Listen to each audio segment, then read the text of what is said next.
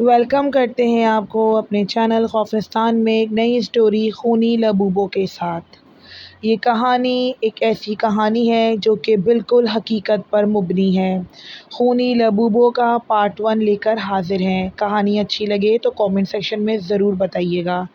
پریا 11 سال کی ایک عام سی اسکول گرل تھی، مگر ایک بات اس میں باقی سب سے الگ تھی، اسے گڑیاؤں کا جنون تھا۔ خاص طور پر ایک گڑیا جو سوشل میڈیا پر افواہوں میں مشہور تھی، جو کہ نام تھا اس کا لبوبو ڈال۔ کہا جاتا تھا کہ یہ گڑیا اپنے مالک کو خود چنتی ہے، اور اگر ایک بار اس نے آپ کو چن لیا تو اب چاہ کر بھی آپ کو نہیں چھوڑے گی۔ پریا نے یہ باتیں قصے ایسے ہی سمجھے تھے جب تک وہ ایک دن پرانے بازار نہیں گئی تھی۔ ایک کونے پہ وہ دیکھتی ہے ایک چھوٹی سی دکان، جہاں پردے کے پیچھے سے جھریوں بھری آنکھوں میں ایک بڑھیا نکلتی ہے، جس کی سانسیں ایسے چل رہی ہوتی ہیں جیسے صدیوں سے ہی زندہ ہو۔ اس نے سرگوشی کی اور کہا کہ یاد رکھو، لبوبو تمہیں خود چن لے گی، ایک ہی کافی ہے، زیادہ کی لالچ مت کرنا۔ پریا نے مسکرا کر اس کی بات کو مذاق سمجھا اور پہلی گڑیا خرید لی۔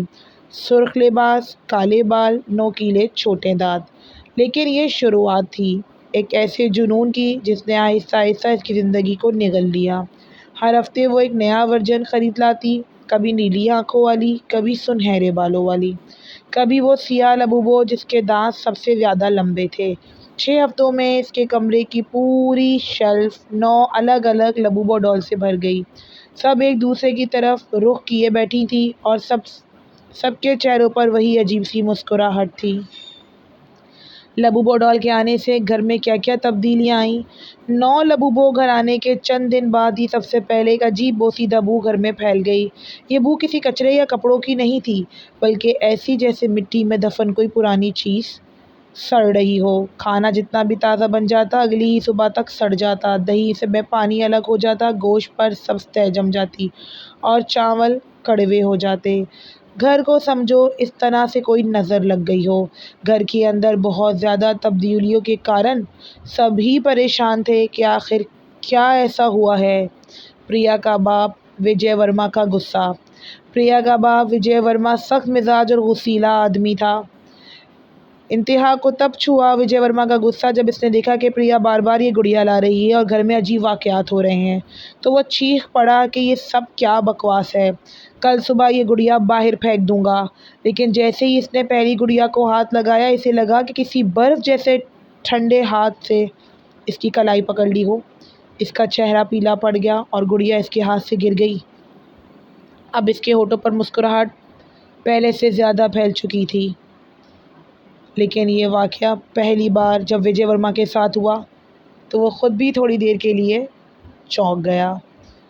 پائل کی بیماری۔ پریا کی بہن پائل اگلے ہی دن تیز بخار میں مبتلا ہو گئی۔ ڈاکٹر نے کہا کہ یہ عام بخار ہے، لیکن اس کا جسم برف کی طرح ٹھنڈا تھا۔ وہ بار بار بڑبڑاتی، وہ سب مجھے گھور رہی ہیں، رات کو چلتی ہیں۔ ویسے تو وہ کسی چیز کا نام نہیں لیتی تھی، بس یہی کہتی تھی۔ ایک رات پائل کی سانس رکی رکی سی ہونے لگی۔ ماں پانی دینے گئی تو دیکھا کہ 9 لبوبو ڈالز بیڈ کے گرد گول دائرے میں بیٹھی ہیں۔ پائل کے بال کسی نے کھینچ کھینچ کر گانٹھوں میں باندھ رکھے تھے۔ یہ واقعہ دیکھ کر اس کی ماں کافی زیادہ ڈر گئی۔ آگے چلتے ہیں۔